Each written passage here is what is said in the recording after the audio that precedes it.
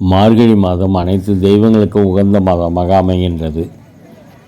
சிதம்பரம் ஸ்ரீ நடராஜர் கோவிலில் மார்கழி மாதத்தில் அதிகாலை பொழுதாகிய பிரம்ம முகூர்த்த நேரத்தில் மிக சிறப்பாக திருப்பள்ளி எழுச்சி காலம் நடைபெறும். இந்த மார்கழி மாதத்தில் வியதிபாதம் என்ற யோகம் வரும் நாளை தனுர்வியதிபாதம் என்று அழைக்கப்படுகிறது.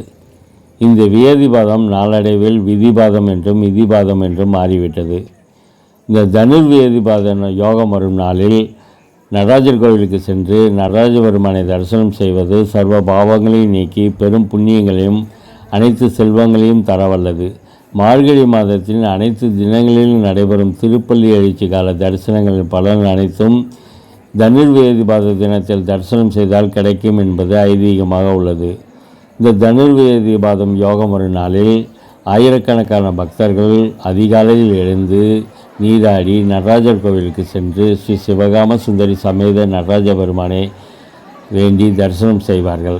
இதனைத் தொடர்ந்து 4 வீதிகளிலும் வலம் வந்து மீண்டும் நடராஜரை தரிசனம் செய்து வீட்டிற்கு செல்வது வழக்கமாக கொண்டுள்ளனர்.